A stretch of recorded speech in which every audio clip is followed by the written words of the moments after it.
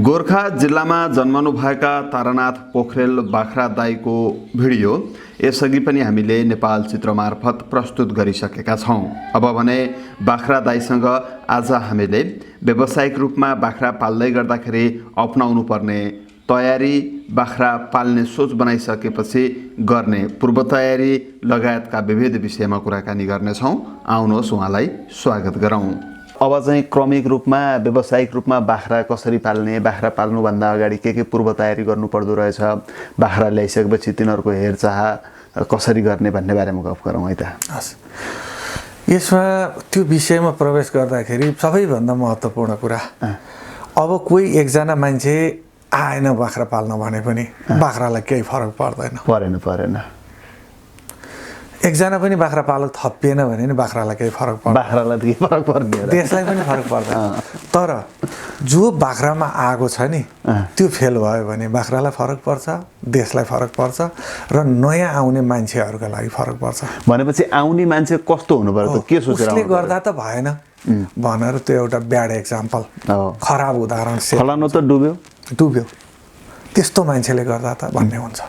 त्यसो भएर बाख्रा पाल्ने भनेको अर्काले राम्रा बाख्रा पालेको देखेर टेबलमा बसेर क्यालकुलेटरमा हिसाब गरेर ड्याङ ड्याङ ड्याङ गरेर इन्टु 12 गरेर वर्षको यति भनेर हुँदैन।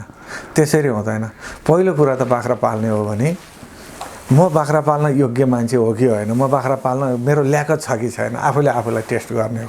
त्यसो भए बाख्रा पाल्नको लागि योग्य मान्छेमा हुनुपर्ने योग्यता बाख्रा फर्ममा जाने, बाख्रा हेर्ने होइन, पेइङ गेस्ट हुने हो कि के हुने हो, बस्ने 1 हप्ता 10 दिन 15 दिन, जुन दिन बोर लाग्छ उठेर हिँड्ने।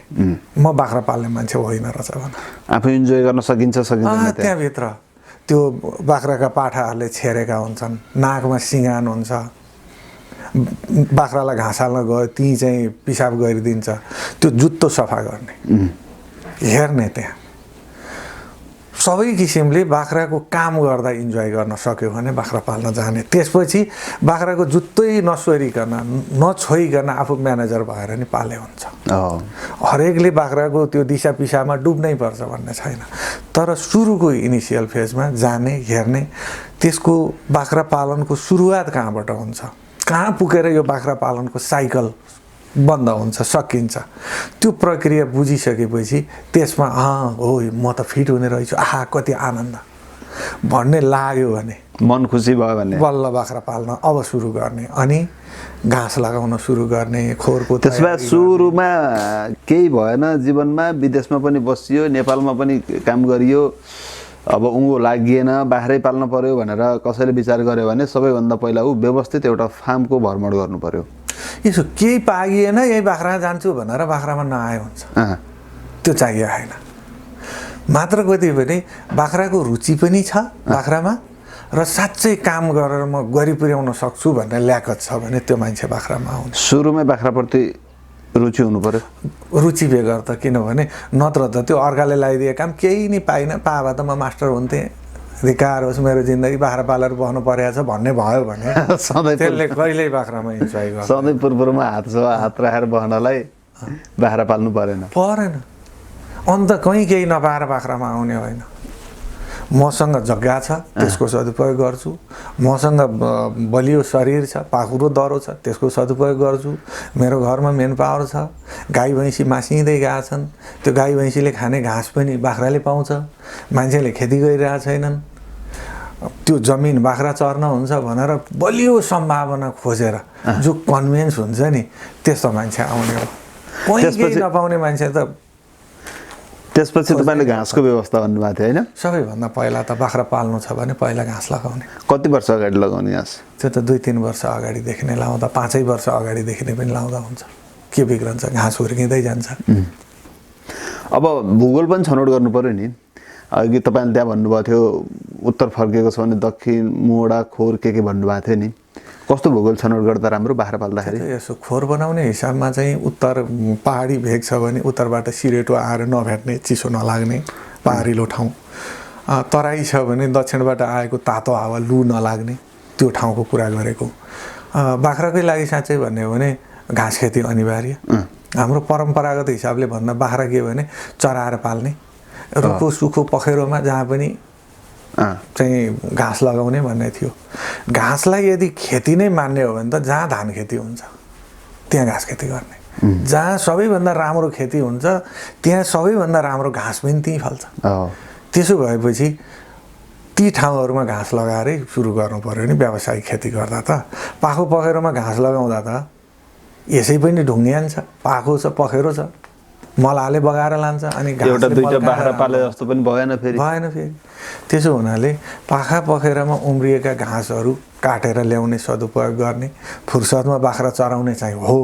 पाखो पखेरो रुखा सुखामा घाँस खेती गरेर बाख्रा पाल्छु भन्न चाहिँ हुँदैन। घाँस 1-2 वर्ष अगाडि लगाएर, कम्तीमा पनि 1 वर्ष अगाडि लगाएर, अझ सके 2-3 वर्ष 4 वर्ष पहिला 2-3 वर्ष अगाडि नै लगाइसकेपछि खोर चाहिँ कहिलेबाट बनाउन थाल्ने? घाँस हुर्केपछि? खोर त अब म बाख्रा पाल्छु भन्ने भएपछि त्योभन्दा पहिला फर्महरू भ्रमण गर्ने, तालिम लिने। खोर बनाउन सुरु गर्नुभन्दा पहिला मेरो क्षमता कति हो, मैले कति चाहिँ बाख्रा पाल्न सक्छु, मेरो बजेट कति हो। मानिलिनुहोस् तपाईँ 10 लाखको प्रोजेक्ट गर्दै हुनुहुन्छ भने कम्तीमा 20% पैसा त तपाईँले बाख्रा हालिसकेपछि पनि तपाईँको हात आउनुपर्छ। ब्याकअप चाहियो। दाना केले खुवाउने त? अनि त्यही बाख्रो काट्न दिँदै बाख्रो बेच्दै दाना खुवाउँदै गर्नु त भएन। अब 8 लाखमा काम गर्नु पर्यो। 8 लाखमा नि 4 लाखको खोर बनाएर 4 लाखको खोरमा 4 लाख मात्रै हालेर के गर्ने? जम्मा 1 लाखको खोर बनाउने, 10 लाखको बाख्रा हाल्ने हो भने, अथवा 8 लाखको बाख्रा हाल्ने भने 2 लाख त बचत चाहियो नि। र खोरमा हालेको पैसा फिर्ता हुँदैन, त्यो पुँजीको हिसाबले त्यहाँ लगानी हुन्छ। र सकेसम्म 50औं लाखको काम गर्ने हो भने पनि 50वटा 100वटा बाख्रा पाल्ने खोर एकैचोटि नबनाउने। खोर बनाउने ठाउँ पहिला हेर्ने, त्यसको जम्मा 25% मात्रै खोर बनाउने, अर्को वर्ष थप्ने। सिकिन्छ। मैले सुरुमा एक पाखे खोर बनाएँ, 1 वर्षपछि अर्को पाखो थपेँ, अर्को 1 वर्षपछि यतापट्टि थपेँ। किनभने कम लागतमा आफ्नो स्थानीय स्रोत साधनको सदुपयोग गरेर, स्थानीय स्रोत साधन, खिया नलाग्ने, नकुइने त्यस्ता चिजहरू बढी प्रयोग गर्ने, सिमेन्टका पोलहरू प्रयोग गर्न सकिन्छ। उदाहरणका लागि अहिले त बेस हो, त्यसका फेसनमा खोर बनाउँदाखेरि फलाम प्रयोग गर्ने आएर छ नि। ठिकै छ, माथिका लागि फलाम प्रयोग गर्न सकियो, त्यो बलियो छ। तल त बाख्राको पिसाबले खाइहाल्छ, खिया लागेर चाँडै जाँदो रहेछ। त्यो भन्दा बरु सिमेन्टेड पिल्लर नै ठिक हुन्छ, त्यो सस्तै पर्छ। सिमेन्ट भनेर ठुलो सिमेन्टको हिसाबले सोच्नु पर्दैन, बजारमा त्यो खोजी बस्यो भने सस्तोमा पोलहरू पाउँछ। अब खोर सकेसम्म आफूसँग पुँजी छ भनेर धेरै महँगो खर्चेर जतानामको चाहिँ ठुलो पनि बनाउनु परेन। आफूसँग भएको स्रोत साधन कम पुँजीमा खोर बनाउने, खोर बनाउँदाखेरिका मापदण्ड के पालना गर्ने, कस्तो बनाउने? खोर बनाउँदा सामान्यतया तराई भेग छ भने अलिकति अग्लो, पहाडी भेग छ भने, हिमाली भेग छ भने अलिकति होचो। खोर भित्रको कुरा गर्दैछु है, तल त्यो टाढभन्दा तलको कुरा गरेको छ, खोर मात्रै माथि, टाढभन्दा माथिको कुरा। त्यसलाई चिसो ठाउँमा छ भने न्यानो बनाएर राख्न सकिने। धुरी भनेको हात यसो गर्दा एक मान्छे छुयौँ हुने। कुमपट्टि भनेको पानी ढलो साइडपट्टि भनेको कम्तीमा टाउको नठोक्ने, खास गरी मध्य पहाडी भेगका लागि। तराई भेगका लागि अलिकति अग्लो चाहिन्छ, हिमाली भेगका लागि अलिकति होचो तर नठोकिने। उचाइको कुरा भयो। टाढ भनेको चाहिँ सामान्यतया 4 फिट राखेर सुरु गर्ने, पहाड तराई जहाँ भए पनि। पिसाब बग्ने ठाउँ 4 फिट 4 फिट राखेर सुरु गर्ने, जमिनदेखि 4 फिट राख्ने। अनि त्यसमा माटो फिलिङ सोलिङ सबै गर्दाखेरिमा एकापट्टि 3.25 फिट, अर्कापट्टि 3 फिट 3.5 फिटमा यो 1 मिटरमा एडजस्ट हुन्छ। र जुन एङ्गलमा पिसाब गर्दा पनि एकै ठाउँमा आउने बनाउनुपर्छ। यस्तो स्लोप बनाउनु सकियो जताबाट गर्दा पनि। जस्तो तपाईँको खोर छ नि हो, त्यो क्लिप राखिदिनु होला। यो अहिले यो भनेकोमा पिसाब फेरेको पिसाब सललल्ल बगोस्। अर्को चाहिँ पार्टेसन गर्दाखेरि आफूसँग कति बाख्रा छन् सकेसम्म बढी कोठा बनाउनु उपयुक्त हुन्छ। बरु थोरै बाख्रा पाल्नेले साना साना 8-10वटा कोठा चाहिँ बनाउन आवश्यक हुन्छ।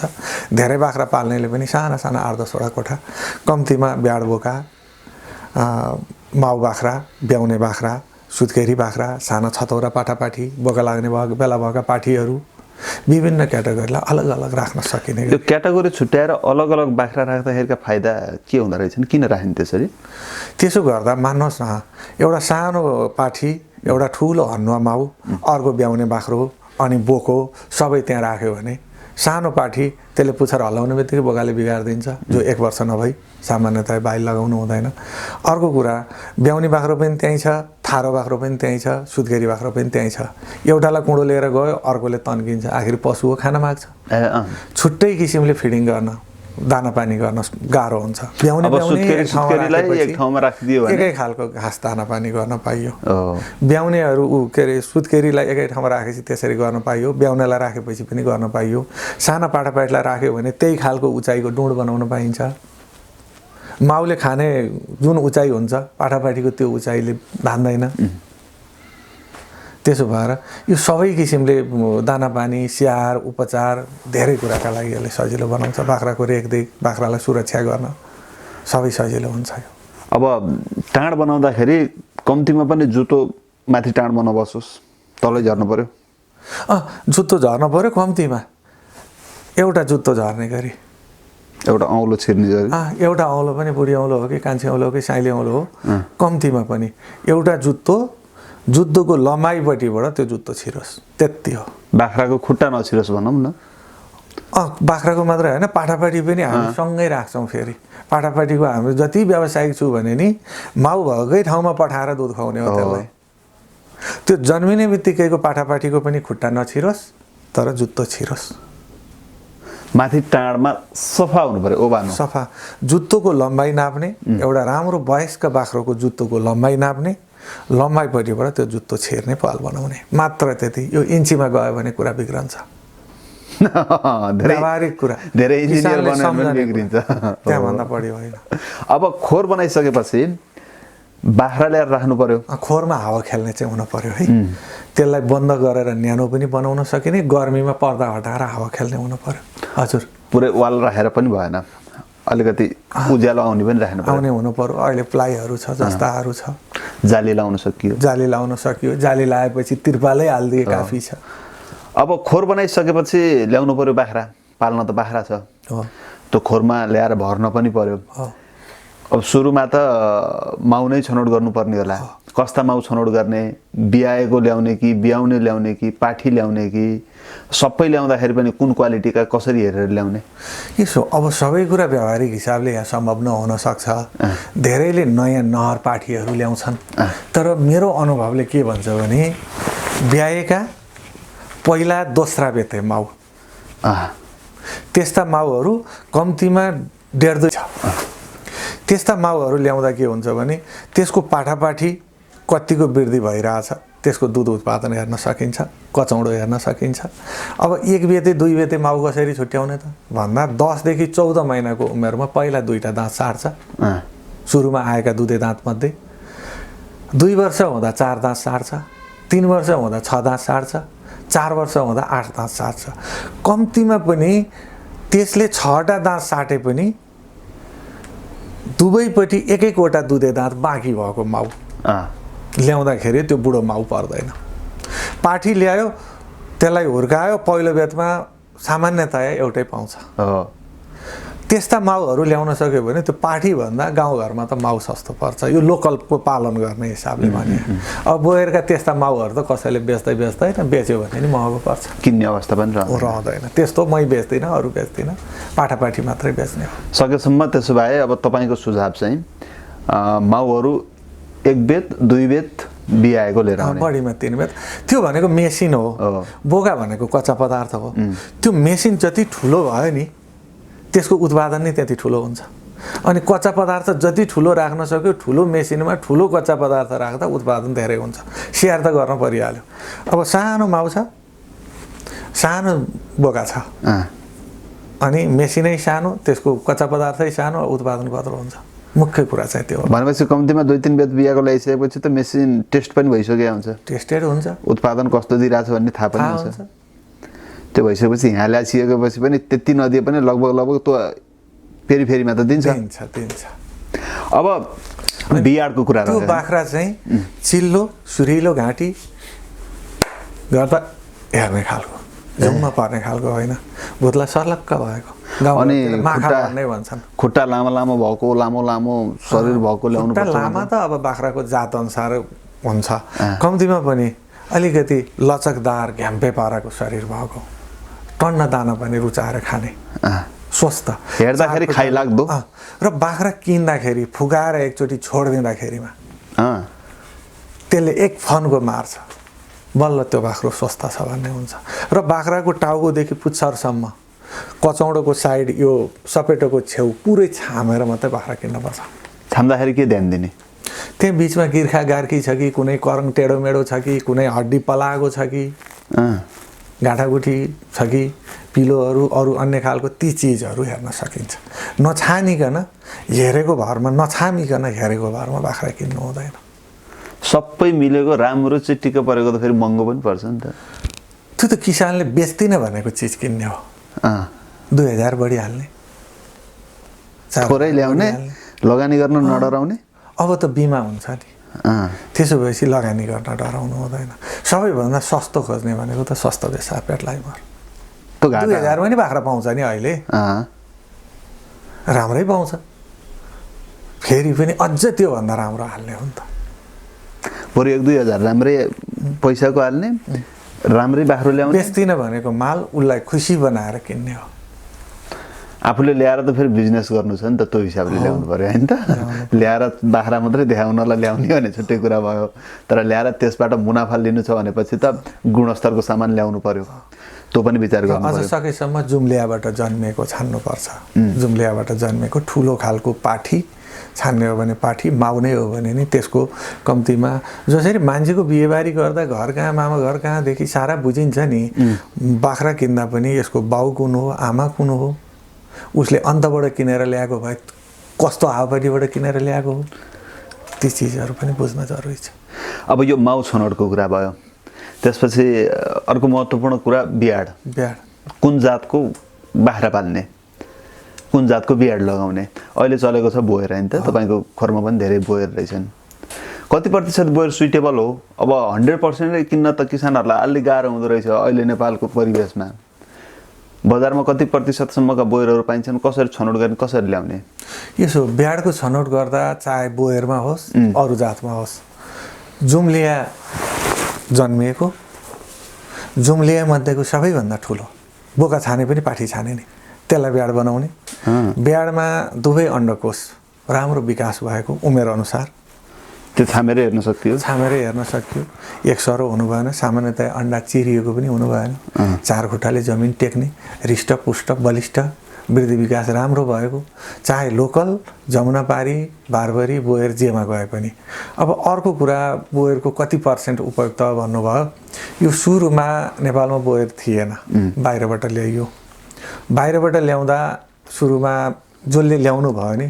सरकारी सेक्टरबाट आएको त सीमित भयो सीमित परियोजनाहरूमा गए ती रिसर्चमा गए जो साथीहरूले सुरुमा ल्याउनु भयो उहाँहरूको लगानी पनि बढी पर्यो त्यसको ब्याज मुनाफा रिस्क सबै जोड्दाखेरि यो बढी नै पर्न आयो किन म सुरुमा ल्याउनेमा पर्दिन म नि तिनै साथीभाइसँग किन्ने हो त्यसो भएर अब सरकारी स्तरबाट पनि सरकारले पनि उत्पादन गरेर ब्याड बोकाहरू बाँड्दै जाने किसानहरूलाई सहुलियत दरमा किन्न दिने जस्तो राष्ट्रिय पशु प्रजनन केन्द्र छ बाख्रा अनुसन्धान केन्द्र बन्दीपुर छ हैन पश्चिममा बुढीतोलामै नेपाल सरकारको पशु सेवा विभागको फर्म छ यिनीहरूले पनि किसान लक्षित कार्यक्रमलाई जोड दिने हो भने यसको मूल्य घट्छ एउटा अर्को चाहिँ कति % सुइटेबल भन्ने कुरा चाहिँ नेपालको मध्य पहाडी भेग र तराई भेगसम्मलाई बोयर जति % पाले पनि यसको रेसिस्टेन्स पावर बढी छ एडप्टेसन क्यापेसिटी बढी छ यो छिट्टै घुलमिल हुन सक्छ र मैले 2200 मिटरमा दोलखामा पनि बोयर देखेको छु म्याग्दीमा पनि बोयर पालिरहेका छन् मान्छेहरूले हैन तराईमा त यसै पनि छ आफ्नो क्षमता अनुसारको ल्याएर राख्दा हुने भयो जस्तै अघि बियाड छनौट गर्दाखेरि सरले जुम्लिया पाएको भन्नुभयो नि अब एउटा जन्मेको त राम्रो हुन्छ त्यो पाठो राम्रो हेर्दाखेरि चिटिक्क परेको एक्लै आमाको दुध खाएको बलियो बाङ्गो हेर्दाखेरि झिल्के देखिन्छ झिल्के छ भनेर त्यो भन्दा बरु जुम्लिया नै त्यो भन्दा अलि कमसल किन्दा फाइदा न त्यसो हैन जब यहाँ माउलाई पनि ध्यान दिनुपर्ने हुन्छ जस्तो एउटा सिंगल पाउने माउले वार्षिक 10,000 रुपैयाँ आम्दानी दिन्छ भने डबल पाउने माउले 15,000 रुपियाँ आम्दानी दिन्छ।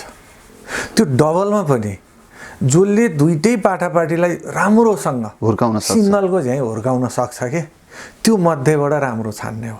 त्यो भनेको एउटै असल भन्दा जुम्लियाबाट कम असल भन्न खोजिया होइन।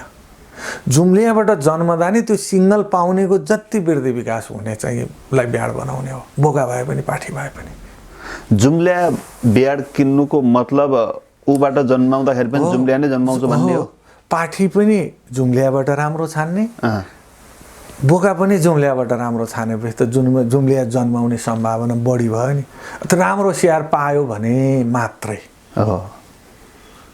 बरु एक दुई दिन अरू घुम्ने त्यो हतारमा गर्ने, हतारमा चाहिँ राम्रो पाइयो भन्नेमा किनिहाल्नु भएन। जुम्लिया राम्रो निरोगी स्वस्थ आक्रामक खालको है। मान्छे माथ्यो भने त बोका जस्तो भन्छन्, भनेपछि बोकै जस्तो हुनुपर्छ।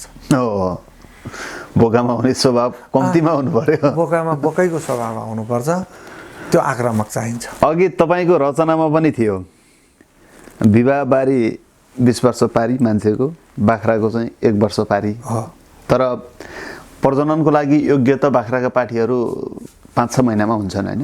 होइन, जस्तो हाम्रो 12-13 वर्षको छोरीहरू मिन्स हुन्छ नि, ल यसलाई चाहिँ अब बिहे गर्ने बेला भएछ भनेर हामी बिहे गर्दैनौँ नि। बाख्राको पाठीहरू पनि पुच्छर हल्लाउनु, बोका खोज्नु एउटा कुरा, तर उमेर पुर्याएर मात्रै त्यसलाई प्रजननका लागि दिनुपर्छ, नत्र भने त्यो फेरि हुँदैन।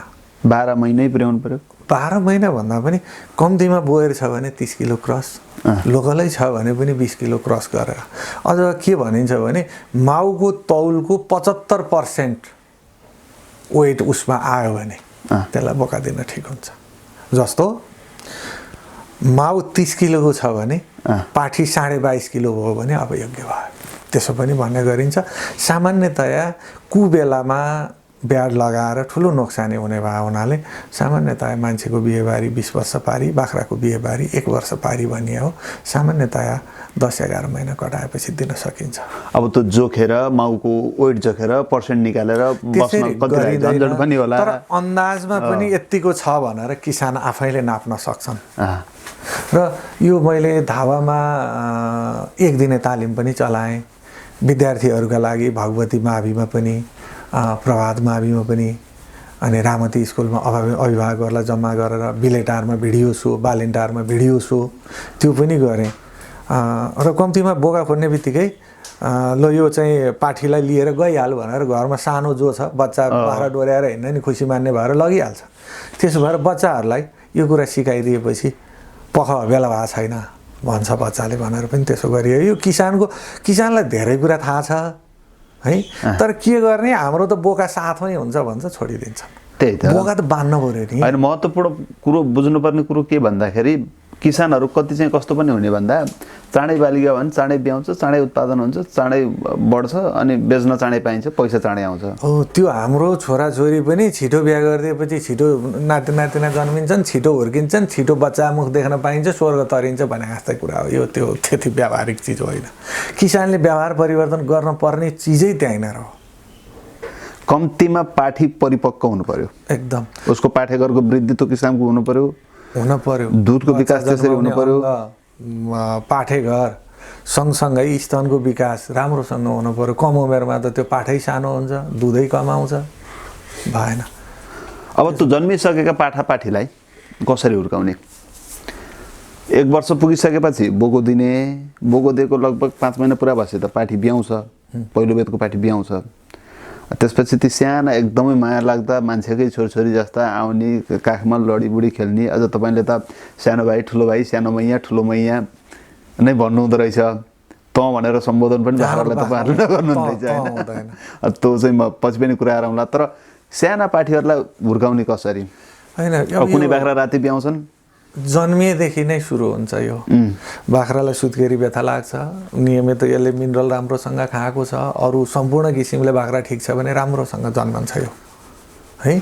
जन्मन सकेन भने तत्काल प्राविधिक सहायता गर्नुपर्छ। 2-3 घन्टासम्म पनि बाख्रालाई व्यथा लागिरह्यो र जन्मिएन भने अब कहिलेकाहीँ एउटा खुर मात्रै निकालिदिने होइन, त्यस्ता विभिन्न खालका समस्या आउँछन्।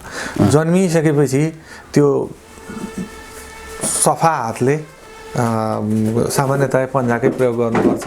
बाख्राको त्यो पाठापाठीको मुखमा र्याल हुन्छ, त्यसलाई सफा गरिदिने, नाक पुछिदिने, यसले सास फेर्छ। त्यसपछि यो मान्छेको झैँ नै यसलाई नाल काट्नुपर्छ, राम्रोसँग सुरक्षित बनाएर धागोले बाँधेर। त्यसमा टिन्चर आयोडिन या रक्सी लगाइदिन सकिन्छ। रक्सीले पनि त्यसमा चाहिँ एन्टिसेप्टिकको काम गर्छ।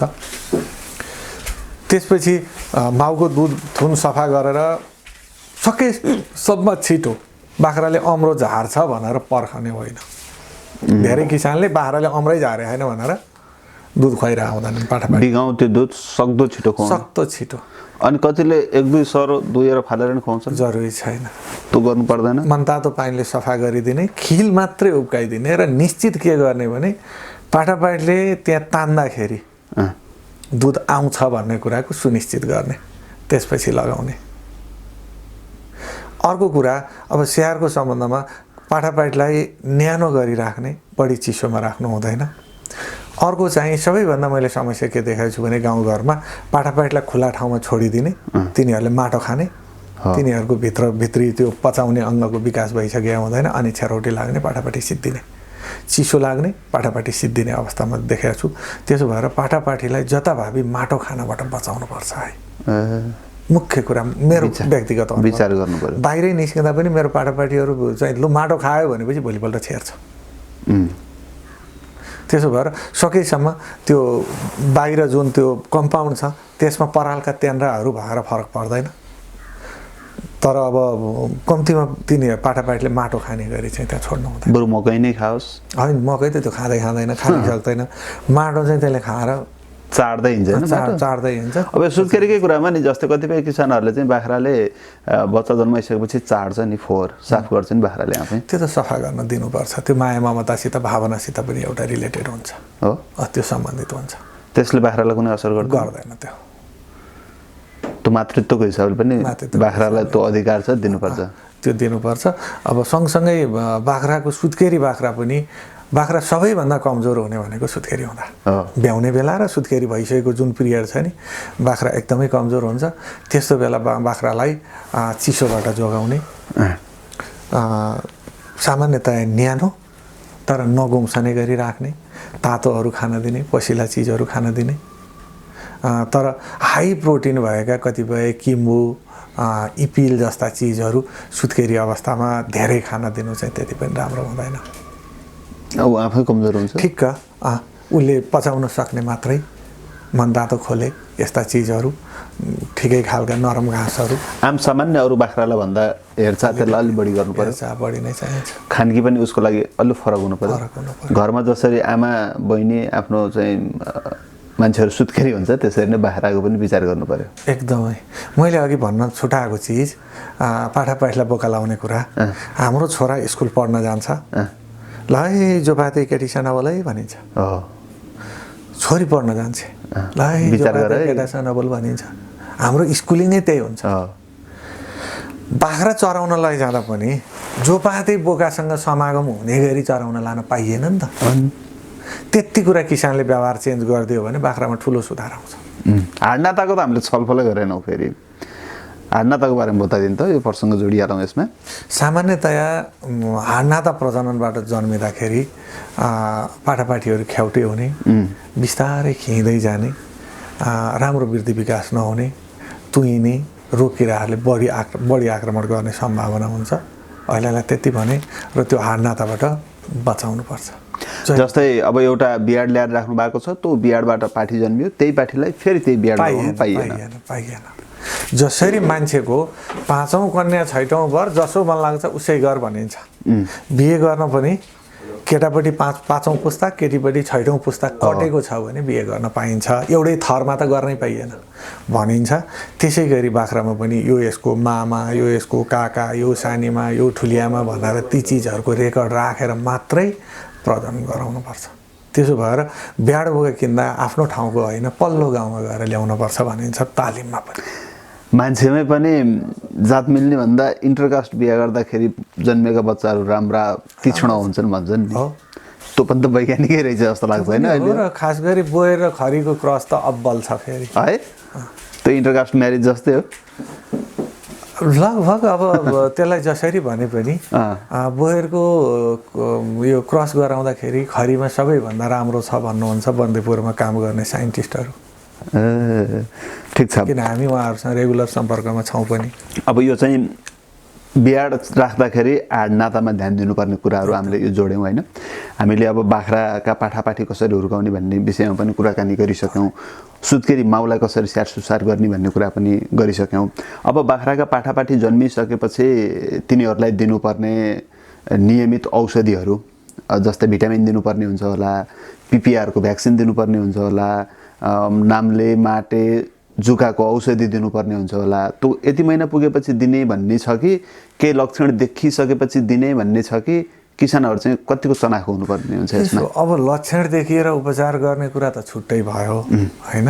सामान्यतया पाठापाठीहरू जन्मिएको 1 महिनामा जुकाको औषधि हामी खुवाउने गर्छौँ। त्यसो भयो भने त्यो के हो भने त्यसलाई जुकाले सताउन पाउँदैन।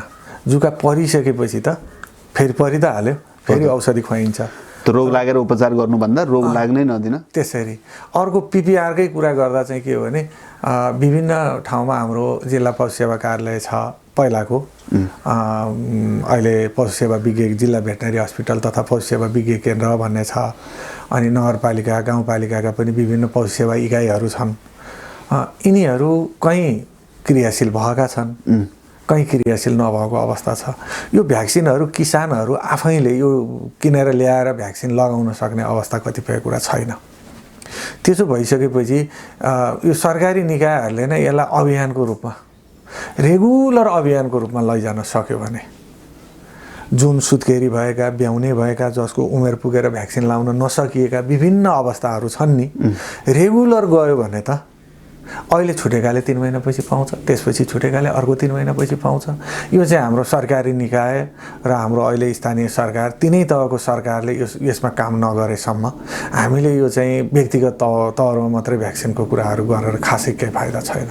यो सरकारी निकायहरू नै जिम्मेवार छन् र यसमा किसानको निरन्तर खबरदारी र दबावमूलक कार्यक्रमहरू नगरेसम्म सम्भव छैन। यो दबाब दिनैपर्छ, उनीहरूलाई काम गर्नका लागि बाध्य पार्नै पर्छ। तपाईँहरूले चाहिँ अहिले पिपिआर आफ्नै खर्चमा हामीले लगाएको छैन, कुरा गरेको हो, आउँछौँ भन्नुभएको छ। अब कहिले आउनुहुन्छ? जुकाको औषधि चाहिँ 1 महिना पुरा भएपछि खुवाउने र जुकाको औषधि रेगुलर 3-3 महिनामा। तर बर्खाको समय 3-3 महिनाले नै हुँदैन। यो 1-1.5 महिनामा खुवाएन भने बर्खाको समयलाई चाहिँ धान्दैन। जस्तो अहिले एउटा ग्रुपको औषधि खुवाइएको छ भने अहिले अल्बेन्डाजोल ग्रुपको खुवाइएको छ भने अर्कोपट्टि खुवाउँदा फेमेन्डाजोल ग्रुपको, त्यसरी ग्रुप चेन्ज गरी। अनि यो माटे नाम्लेको पनि जुकाको सँगसँगै हुन्छ औषधि? सँगै नै हुन्छ, त्यसमा कम्पोजिसन अनुसार फरक हुन्छ। फर्मुला मिलाएर खुवाउँदा हुन्छ हैन? अनि ब्याउने बाख्रालाई पनि खुवाउँदा हुन्छ? खुवाउन सकिन्छ। जुकालाई औषधि खुवाउँदा ब्याउने बाख्रामा 3-1 को सिद्धान्त। 3-1 भनेको के भने बोगा लागेको 1 महिनासम्म नखुवाउने, ब्याउन 1 महिना बाँकी हुँदासम्म नखुवाउने र ब्याएको 1 महिनासम्म नखुवाउने। 3-1 को फर्मुला। अब नयाँ किसानहरूले जन्मेको 1 महिनापछि र त्यसपछि नियमित रूपमा जुकाको औषधि, माटे नाम्लेको औषधि खुवाउन त सक्ने भए त्यसमा कुनै लक्षण कुर्नु परेन, मिति टिपेर सेड्युल बनाएर खुवाउँदा हुने त्यो त रेकर्ड बेगर त हुँदैन। रेकर्ड राखेर रेकर्ड बेगर हुँदैन। अरू चाहिँ बाख्रा मैले पालिराखेको बाख्राको स्वास्थ्य ठिक छैन, यसलाई चाहिँ अप्ठ्यारो भइराखेको छ भनेर अब बाख्रा त बोल्दिन्न, उसको हाउभाउ हेरेर लक्षण हेरेरै थाहा पाउने होला किसानहरूले हैन? हो। कस्ता लक्षण देखिन्छन्? सामान्यतया पहिलो कुरा त बाख्रा बिरामी हुने बित्तिकै कि पेट फुलिन्छ कि ज्वरो नाप्नुपर्छ, ज्वरो आउँछ। ल ज्वरो नाप्ने साधन पनि छैन भने पेट फुलिएको हुन्छ, कान तल झार्छ, झोक्राउँछ, झुम्म पर्छ, रौँ ठाडा हुन्छ, झुसिलो हुन्छ। अनि पावर खाँदैन, उघ्राउँदैन, सकिहाल्यो। अब हरेक किसानले गम्तीमा पनि एउटा डिजिटल थर्मोमिटर साथमा राख्ने र बाख्राको ज्वरो नाप्ने हो भने बाख्राको पछाडि पिसाब गर्ने ठाउँमा छड्के बनाउने बित्तिकै डिजिटल थर्मोमिटरले दिन्छ। सामान्यतया बाख्राको ज्वरो भनेको 103, त्योभन्दा बढी हुने बित्तिकै ज्वरो छ भनेर नर्मल 103, नर्मल 103। पाठापाठीको कहिलेकाहीँ योभन्दा बढी पनि हुन्छ, फेरि पनि नर्मल 103 मानिन्छ। अब यो पाउर मार्दैन, उग्राउँदैन, कहिलेकाहीँ छेरेको हुन्छ, विभिन्न खालका लक्षणहरू देखाउँछ र स्वस्थ बाख्रामा यी लक्षणहरू के पनि हुँदैन। अहिले हामीले योभन्दा पहिला भनेका लक्षणहरू अलिकति एउटा मात्रै चिज पेट ढाडियो मात्रै भने पनि त्यो स्वस्थ छैन। झुममा मात्रै पर्यो पेट ढाडिया छैन भने पनि स्वस्थ छैन। तर त्यस्तो अवस्थामा सामान्यतया उसको टेम्परेचर बढी हुने सम्भावना चाहिँ बढी हुन्छ। त्यो देख्ने बित्तिकै अब लक्षणका आधारमा उपचार गर्ने हो। सुरुमा त किसानले पशु प्राविधिक नै बोलाउनु पर्ला हैन? यसो हो, सामान्यतया अनुभवी किसान छ भने ज्वरो आछ भने ज्वरोको औषधि, छेरेको छ भने छेरेको औषधि। धेरै जसो हाम्रो मिसिङ चाहिँ कहाँनिर हुन्छ भने किसानले आफूले औषधि राख्दैन घरमा। त्यो औषधिमा ज्वरो आएको औषधि, छेरेको औषधि हैन, खोकीको औषधि, पेट ढाडिएको औषधि, कम्तीमा यी औषधिहरू त चाहियो नि। जस्तै मान्छेले बच्चा जन्मिसकेपछि सुत्केरी सामग्री जसरी तयार गरी राखिन्छ औषधिलाई त्यसरी तयारीमा राख्नु। बच्चाहरूलाई खुवाउने सिटामोलदेखि लिएर हो, एक सरो औषधि त मान्छेले राख्छ नि घरमा कम्तीमा।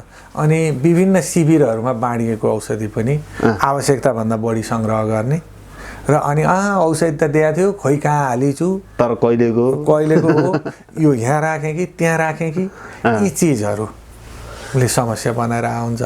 छेरिरहेको थियो ठिक हुन्छ होला भने अस्तिदेखि छेरेको आज त मर्यो। मान्छे छेर्यो भनेपछि सिरियस हुनु पर्यो। छेरेको औषधि तत्काल गर्नु पर्यो। ज्वरो आएको थियो उसले नापेन भने पनि तातो कान छाम्दा तातो थियो, अस्ति नै पनि ठिक भएको थियो, ठिक होला भनेको, अनि पर्सिपल्ट बाख्रा मर्यो। त्यसो भएर लक्षण देखिने बित्तिकै जसरी हामी बिरामी हुँदा, हाम्रा बाआमा बिरामी हुँदा, बच्चा छोराछोरी बिरामी हुँदा जति तदारुकताका साथ उपचार गर्छौँ बाख्रामा त्यति तदारुकता अपनाउन जरुरी छ। नत्र त बाख्रा नपाले भयो नि त। जसले पाल्छु भनेर आएको छ, व्यवसायी किसान मात्रै भन्दैन है, एउटा बाख्रा पाल्नेले पनि त्यो ढङ्ग त पुर्याउनु पर्छ, नत्र नपाले हुन्छ। कुराकानी लामै होला जस्तो छ। तैपनि अब बाख्रा ल्याएर त्यसको पाठापाठी हुर्काएर स्वास्थ्य उपचारदेखि उसमा देखिने समस्याहरूको लक्षणसम्म कसरी थाहा पाउने भन्ने कुरा त तपाईँले एकदम सरल तरिकाले जुनसुकै मान्छेले यो अन्तर्वार्ता हेरे पनि बुझ्ने तरिकाले भनिदिनु भएको छ हैन? अब आहार विहारका कुराहरू आउँछन् नि, तपाईँहरूले चाहिँ कसरी मिलाउनु भएको छ? दाना, पानी, चोकर, ढुटो, अब के खुवाउनु पर्ने हो, दिनमा कति पटक खुवाउने, घाँस कसरी खुवाउने, यो बारेमा नि भनिदिनु न। सामान्यतया रुटिन किसानले आफ्नो आवश्यकता आफ्नो फुर्सद अनुसार सेट गर्ने कुरा भयो। कति बजे उठ्ने, के गर्ने भन्ने कुरा हैन? त फेरि कन्टिन्यू हुनु पर्यो हैन? कन्टिन्यू आफ्नो आवश्यकता, आफूलाई काम गर्दा सजिलो कसरी हुन्छ, के गर्दा बाख्रा पहिलाको भन्दा राम्रो भइरहेछ, त्यसरी सेट गर्ने कुरा भयो। सामान्यतया बाख्रालाई दिने भनेको कार्बोहाइड्रेट, प्रोटिन, भिटामिन, मिनरल्सहरू नै हो। कोसे घाँस, डाले घाँस, जरे घाँस, अकोसे घाँस, सबै किसिमका घाँसहरूलाई एकै ठाउँमा मिलाएर सकेसम्म काटेर दिन सक्यो भने, त्यसले कोसे घाँस धेरै भयो भने बाख्राले प्रोटिन धेरै हुन्छ, पचाउन सक्दैन, बाख्रा मर्न पनि सक्छ। कोसे घाँस धेरै हुन नि पाउँदैन। जसरी हामीलाई हर दिन खाना 3 शक्तिवृद्धि सुरक्षा भन्छौँ नि, त्यसो भएर बाख्रालाई पनि यो 3 प्रकारका घाँसहरू, डाले घाँस, कोसे घाँस, जरे घाँस, अनि बाख्रालाई सुक्खा पदार्थ पनि अलिकति केही मात्रा मिलाएर दिन सक्यो भने राम्रो हुन्छ। अब फेरि अघिको तपाईँकै रचनामा गएर जोडिन्छ यो दैनिक 10 ग्राम नुन खुवाउनु भनेर भन्नुभएको थियो तपाईँले। त्यो भनेको के हो भने जुन आयोडिनले बाख्राको दिमागी विकास गर्न मद्दत गर्छ, सँगसँगै यसले बाख्रालाई समयमा बोका लगाउन मद्दत गर्छ र बाख्राले बच्चा जन्माउने बेलामा पनि पेटमा बच्चा राम्रोसँग हुर्कन्छ, अरू अङ्गहरूको विकास हुन्छ। इभन नुन मात्रै भएन, सम्पूर्ण मिनरल्स, भिटामिन, कार्बोहाइड्रेट, प्रोटिन सबै चिजहरू सन्तुलित चाहियो एउटा बाख्रा स्वस्थ भएर स्वस्थ तरिकाले जन्माउन। त्यसो भएर नुन अझै यसमा बढी महत्त्वपूर्ण छ। नुन त अति आवश्यक रहेछ। पकाएर भन्दा नि ढिके नुन भन्दा पनि काँचो आयो नुन, मान्छेले खाने नुन। अब यो ग्राम चाहिँ 10 ग्राम भनेको के हो भने ठुलो बाख्रालाई 10 ग्रामले पुग्दैन, सानो बाख्रालाई त्यति पनि चाहिँदैन। तर 20वटा बाख्रा छन् भने दिनमा 2 चोटि दाना पानी गरिन्छ भने 100 ग्रामको दरमा मिसाइदियो, सानोले थोरै खान्छ। सामान्यतया बिहान एकपटक दाना, त्यसपछि 3 पटक घाँस। 10 ग्राम नुन दिने भनेको नुन मात्रै 10 ग्राम दिनु होइन होला। पानीमा राखेर, दानामा राखेर, पानी उनीहरूले आवश्यकता अनुसार मन लागेको बेला खान सक्ने गरी। र खास गरी जाडोको समयमा पानीको व्यवस्थापन गर्न गाह्रो छ। त्यसो हुनाले जाडोमा चाहिँ बाख्रालाई चिसो पानी दिने, अनि त्यो चिसो पानी बाख्राको शरीरले तताउनु पर्ने। त्यो अवस्थाभन्दा मनतातो पानी नै दियो भने चिसोमा बाख्राको टेम्परेचर राम्रो राख्न र चिसोमा जोगाउन मद्दत गर्छ। घाँसहरू ब्यालेन्स मिलाएर दिने। कम्तीमा बाख्राले दिनभरिमा टन्न घाँस खान पाउनुपर्छ र त्यो घाँस जति बढी खेर जान्छ हाम्रो श्रम त्यति बढी खेर गयो। खेर सकेसम्म केही नजाओस्।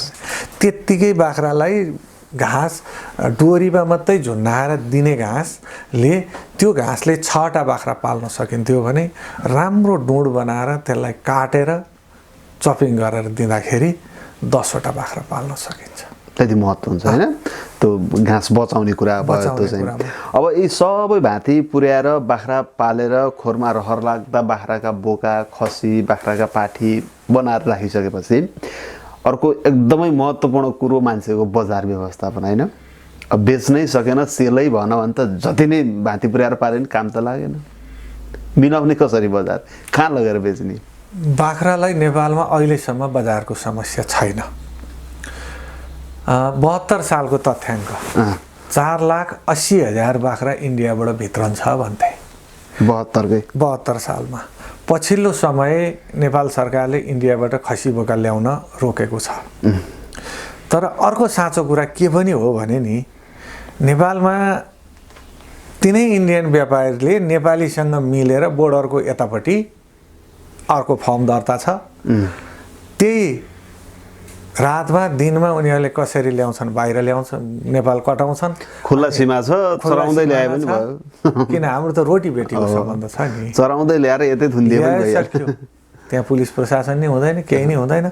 अनि तिनीहरू चाहिँ नेपाली डक्टरले भेटनरी प्रमाणपत्र दिनै पर्छ फेरि। अनि गाडी चढ्छ, काठमाडौँ आउँछ। अनि बिक्दैन हाम्रो यहाँको लोकल खसी। गोर्खाबाट काठमाडौँ जाँदा खसी जति मूल्यमा हुन्छ, इन्डियाबाट आउने खसी उनीहरूले अनुदान सब्सिडीदेखि धेरै कुरा पाएको छ, उनीहरूले सस्तोमा पठाइदिन्छ। अनि त्यो खसी चाहिँ हाम्रो खसीले कम्पिटिसन गर्न सक्दैन। यति हुँदाखेरि पनि बजारको समस्या चाहिँ छैन अहिलेसम्मलाई छैन।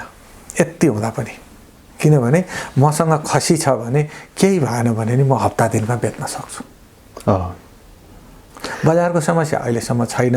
तर सरकारले त्यो जसरी कुखुरालाई इन्डियाबाट ल्याउनुहोस्, कुखुराका सबै चिजहरू रोकेको छ, बाख्रामा पनि नीतिगत रूपमा त रोकेको छ।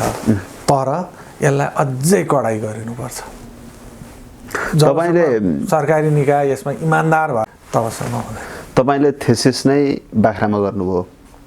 बाख्रामा थेसिस गर्दै गर्दा अघि तपाईँले प्रसङ्ग पनि कोट्याउनु भएको थियो, बाख्राले बाख्रा पाल्ने किसानको जीवनमा के परिवर्तन ल्यायो, उसले गर्ने निर्णयमा के परिवर्तन ल्यायो, परिवारको चाहिँ एकरूपतामा के परिवर्तन ल्यायो भन्ने कुराहरू पनि थिए। तपाईँको आफ्नै चाहिँ कति फेरि आयो मेरो बाख्रा पालेर? साँच्चै भन्नुहुन्छ भने नि अहिले त मेरो लगानीको चरणमा छ होइन। स्ट्रगलै छ। हुन त स्ट्रगल सधैँ रहन्छ। जति पैसा भयो दाना किन्न खर्च हुन्छ, फेरि एउटा राम्रो बाख्रो देख्छु, आहा यो लान पायो हुन्थ्यो जस्तो भानु, लिएर आयो। अर्को एउटा साथी आउँछ, यो मलाई देऊ भन्छ, लिएर जान्छ, फेरि ल्यायो राख्यो। अब किन्ने पनि बेच्ने पनि दुइटै काम भइरहेछ। यसमा कस्तो भने ब्रह्म लुटै चाँदी कटाइ नै चाहिँ होइन त्यस्तो पनि। तर मेहनत अनुसारको पैसा आउँछ। मेरो जति आएछ यहीँ लगानी भएको छ। बजारलाई काठमाडौँ खर्च पैसा पठाउने, हाम्रो पुँजीको ब्याज तिर्ने, यहीँ लगानी भएको छ। अब मेरो धेरै पनि छैन, खास गरी मैले तालिम केन्द्र र बाख्रा दुइटैलाई जोड्ने भएको हुनाले बढी बाख्रामा फोकस हुनु। कति छन् अहिले तपाईँको बाख्रा? 42वटा छन्, सबै बोयर क्रसमा छन्। सानो भाइ ठुलो भाइ? सानो भाइ। को छन् गोठमा खोरमा? मसँग 100 को 3टा बोका छ, एउटा 93 छ, एउटा 62 छ, एउटा 100 को माउ ब्याएको छ, पाठी पाएको छ। अरू चाहिँ 50, 75, 87, 93 यस्तै छ। यी बाख्रालाई तपाईँहरूले तँ भन्नुहुन्न नि है? यसो बाख्रा पालन पेसा र व्यवसायलाई माथि उठाउने भने नि पहिला त बाख्राको इज्जत गर्न पर्यो, अनि बल्ल बाख्रे किसानको इज्जत गर्ने कुरा आउँछ। मैले तिहारमा लक्ष्मी पूजाको बेला रङ्गोली बनाउँदा पनि बाख्राको टाउको राखेर बनाएँ। लक्ष्मी भनेपछि त त्यही बाख्रा हो नि मेरो त। हो नि। अनि तिहारमा लक्ष्मी पूजा गर्ने बेलामा पनि बाख्रालाई माला लगाएँ, बाख्रा पूजा गरेँ। मैले गाई पूजा गर्ने बेलामा बाख्रालाई पूजा गरेँ। यसपटक त मैले महासङ्घको केन्द्रीय अध्यक्ष प्रेमसागर पौडेल, उपाध्यक्ष गोविन्द सुवेदी, वरिष्ठ उपाध्यक्ष कृष्ण सेडाई, प्रेम सुवेदी जस्ता साथीहरूलाई बाख्रा पूजा गरेर फोटो त हाल्नुहोस् न यार फेसबुकमा, महासचिव अमृत तिवारीलाई सहित है। म नि केन्द्रीय कमिटीमा छु होइन। अनि त्यो टिमको मान्छेलाई भने कसैले नि हाल्नु भएन। तर यसले एउटा चिज उठान गरिदियो, बाख्रालाई किन इज्जत गर्ने त? तपाईँको बाख्राको खोरभित्र पसिसकेपछि गर्न हुने चिज बाख्रासँग र बाख्रालाई गर्न नहुने चिज के छन्? के बनाउनु भएको नियम? बाख्रालाई त भन्न पाइँदैन, भित्र बसेर झर्किएर बोल्न पाइँदैन, थर्काउनु पाइएन। आयो भनेर उता जा भनेर लात्तो हान्न पाइँदैन। त्यो बाख्राको इज्जत र आफ्नो पेसा व्यवसायसँग इज्जतसँग जोडिएको कुरा हो यो। यसमा तर्कको कुरा पनि छ, भावनाको कुरा पनि छ, सिद्धान्तको कुरा पनि छ। पाइँदैन त्यो गर्न। जतिसुकै बाख्राले गल्ती गरोस्, सात खत माफ, बाख्रालाई केही गर्न पाइँदैन। बाख्राले बिचरा के नै बुझेर केही गल्ती नगरोस् त होइन। त्यो कुनै गल्ती नै हो होइन नि। किनभने हामी मान्छे भएर त गल्ती गर्छौँ होइन। त्यसो भएर त्यो काम गर्नै पाइँदैन। मुख्य त्यहाँबाट सुरु हुन्छ। बाँकी कुरा त दानापानी, आहार विहार, स्वास्थ्य सबै चिज। बाख्रा बिरामी छ भने त्यसको उपचार नगरिकन मेरो फलानु ठाउँमा यो काम बित्यो भनेर कहीँ जान पाइँदैन। बाख्रा पाल्नु भएको छ, बाख्रालाई पाल्नुपर्ने सबै प्रक्रिया पुरा गर्नु भएको छ र बाख्रा राम्रा छन् होइन। सकेसम्म त्यो सँगसँगै फेरि छोराछोरीलाई जस्तै काखमा लिने, सुमसुमाउने, मुही खाने, सानो मैया भन्ने, ठुलो मैया भन्ने, सानो भाइ ठुलो भाइ, ग्यान्टे फुन्टे, त्यो नि आवश्यक हुन्छ र होइन? त्यो भावनाको कुरा हुन्छ। तपाईँ जति त्योसँग घुलमिल हुनुहुन्छ नि, तपाईँ बिरामी भएको त्यति छिटो पत्ता लगाउनुहुन्छ। तपाईँ नजिकै जाँदा ऊ तपाईँको शरीरमा उफ्रिन आइहाल्यो, ऊ स्वस्थ छ, तपाईँले अरू केही हेर्नै पर्दैन। आज किन आएन यो? जब आउँदैन नि समथिङ रङ कि। त्यसो हुनाले यो भावनाको कुरा मात्रै छैन। त्यसो भएर बाख्रालाई कुनै पनि खालको गलत व्यवहार जो तपाईँलाई अरूले गर्दा मन पर्दैन, त्यो गलत व्यवहार बाख्रालाई गर्न पाइँदैन। यति हो यो। अब यो बाख्रा पालनको विषयमा लगभग अलमोस्ट गर्नुपर्ने कुराहरू गरिए जस्तो लाग्छ। अब त हामी केन्द्रित भयौँ तपाईँको यो व्यावसायिक बाख्रा पालन तालिम। यो तालिममा चाहिँ तपाईँले थेसिसमा जे कुरा उल्लेख गर्नुभएको थियो, किन बाख्रा पाल्ने, बाख्रा पालेर के हुन्छ, बाख्रा पालिसकेपछि परिवारमा हुने परिवर्तन लगायतका यिनै कुरा हुन्छन् कि यो बाहेक अरू कुरा पनि केही सिकाउनुहुन्छ कि के हुन्छ तालिममा? मुख्य कुरा सहभागीहरू पहिलो दिन आइसकेपछि, साँझमा खाना खाइसकेपछि उनीहरूसँग के सन्दर्भमा ऊ तालिम लिन आइपुग्यो, को मार्फत खबर सुन्यो, के सन्दर्भमा आइपुग्यो, उसको अपेक्षा के छ, उसको दिमागमा के कुरा खेलिरहेको छ, बल जबस्ती आएको हो कि एउटा लेबलिङ गरिन्छ। लेबलिङ भनेको पार्टिसिपेन्टको धारणा बुझ्ने काम र ट्रेनरले कम्तीमा पनि यी साथी यो हिसाबले आएको, फलानु यो खालको रहेछ भनेर बुझ्ने काम। भोलिपल्ट बिहान जब हामी उठिन्छ, बाख्राको खोर खोलिन्छ हो। म त बाख्रा पाल्न बसेको मान्छे हो, तालिम त दिन्छु नै। साथीहरू सबैलाई निश्चित टाइम दिया हुन्छ, उठ्नुहुन्छ र पहिला टोइलेट जाने, ब्रस त्यसपछि हो है। हामी पनि त्यही हो। अनि हत्तपत्त ढोका खोलेपछि त्यहाँबाट सुरु हुन्छ ट्रेनिङ। कुनै बाख्रा दाम्लोमा अल्झिएको छ कि, कुनै बिरामी छ कि, कुनै झोक्राएको छ कि। कहिलेकाहीँ त खोर खोल्दाखेरिमा बाख्रो लम्पसार भइरहेको अवस्था नि हुन्छ। अहिलेसम्म मेरोमा त्यस्तो परेको छैन। कतिपय किसानहरूको राति सुत्दा बाँधेर राम्रो थुनेर सुतेको बिहान उठ्दा मरिरहेको हुन्छ, छटपटाइरहेको हुन्छ। त्यसो भएर पहिला हेरेर सबै बाख्रा ठिक छन् कि छैनन् यकिन गर्ने। छैनन् भने तत्काल त्यसको उपचारको प्रोसेसमा गइहाल्ने। दाना पानी सफाइ त्यसपछि जाने। त्यही कामबाट सुरुवात हुन्छ। र खास गरी समग्रमा भन्दा बाख्रा पालन व्यवसाय के हो? एउटा बाख्रो पाल्नु र 100वटा बाख्रो पाल्नुमा दाना पानी, आहार विहार, स्वास्थ्य उपचारमा केही कुरामा पनि फरक छैन। मात्र व्यवस्थापनको स्केल फरक हुन्छ, पुँजी लगानीको स्केल फरक हुन्छ। स्किलको हिसाबले केही फरक पर्दैन, सेमै चाहिन्छ। तिनै चिज। अर्को कुरा चाहिँ बाख्रा पालन व्यवसायको तपाईँले अघि व्यापार सोध्नुभयो, आहार विहार प्रजनन पाठापाठीका स्याहारदेखि बजार व्यवस्थापन राष्ट्रिय परिवेश होइन देखि एउटा बाख्रा पालक किसान भएर इज्जत साथ जिउने वातावरण छ कि छैन त? त्यो इज्जत साथ बाँच्नका लागि स्वयं बाख्रा पालक किसानले यो तालिम अवधिभित्र र बाहिर फर्किएर गइसकेपछि के गर्न आवश्यक छ, परिवारभित्र आउने सङ्घर्षहरू के हुन्, त्यसलाई कसरी व्यवस्थापन गर्ने, कस्ता कस्ता चुनौती आउँछन्, समाजभित्र आउने सामाजिक चुनौतीहरू के हुन्, यो सर्ट एनालाइसिस। सबल पक्ष कमजोर पक्ष यो आन्तरिक हुन्छ किसानको आफैमा सबल पक्ष के छ, उसका कमजोर पक्ष के छन्, सबल पक्षलाई बढाउँदै लाने, किसानका कमजोर पक्षहरूलाई घटाउँदै लाने। यहाँका विद्यार्थीहरूको नखुलेको नेत्र पनि खुल्न थाल्छ। अनि अर्को चाहिँ अवसरहरू र चुनौतीहरू। अवसरहरू आन्तरिक हुन्छ, बाह्य पेसासँग सम्बन्धित, बाख्रा पालन पेसासित सम्बन्धित आन्तरिक अवसरहरू के छन्, आउन सक्ने चुनौतीहरू के छन्। चुनौती चाहिँ अरूका कारणले आउँछ, कमजोरीहरू आफूमा हुन्छ, चुनौती अरूका कारणले आउँछ। राज्यको गलत निर्णयका कारणले आउन सक्ने चुनौतीहरू के हुन सक्छन्, समाजको गलत सोचाइका कारण आउन सक्ने चुनौतीहरू के हुन्छन्। यी सम्पूर्ण चिजदेखि रोग किरादेखि सम्पूर्ण बाख्रा पालन व्यवस्थापनका बारेमा हामी कुरा गर्छौँ। कति दिनको हुन्छ यो तालिम? यो 50 घण्टा। 50 घण्टा बिहान उठेदेखि बेलुका 10 बजेसम्म 3 दिन चल्छ। जाने दिन बिहान 2 घण्टा, जाने दिन चाहिँ यो समग्र 50-48 घण्टामा जे कुरा गरिएका भए पनि तपाईलाई अझै पनि बाख्रा पालनमा धुरमुर छ भने तपाईँ यकिन नभएसम्म बाख्रामा 1 पैसा पनि लगानी नगर्नुहोस्। डुबाउँ त भएन नि, म कहाँ तालिम लियो मलाई तालिम फी तिर्यो भनेर भोलिबाटै बाख्रा पाल भनेर डुबाइदिने होइन। तपाईँ अझै यकिन हुनुहुन्न भने 2 महिना 4 महिना 6 महिना 1 वर्ष समय लिनुहोस्, सम्पर्कमा रहनुहोस्। तपाईँलाई यो बाहेक फेरि आउनु छ भने जहिले आएर बस्न पनि फ्री छ, भोलिन्टियरली तपाईँ जहिले पनि जति पनि खट्न सक्नुहुन्छ भन्ने। अर्को कुरा बाख्रामा गर्नै पर्ने, गर्दा हुने र नगर्दा हुने चिज, गर्नै पर्ने आधारभूत कुरा के हो त? हाड नातामा लगाउनै भएन, जताभावी घाँस दिनै भएन, सकेसम्म डुँडमा राम्रोसँग भएन भने टाट्नमा दिन पर्यो, नुन दिनै पर्यो, हाड नातामा लगाउनै भएन भने नि होइन, जुका नाम्लेको औषधि खुवाउनै पर्यो। 1 वर्ष बिहेबारी 1 वर्ष बारी गर्नै पर्यो। त्यसपछि वर्ष नपुगी बोका लाउनै भएन र परिपक्व बोका चाहियो। यी आधारभूत चिज। खुर काट्नै पर्छ, बाख्राको खुरै कुहिन्छ, बढ्यो भने त्यसले अल्झाइरहेको हुन्छ।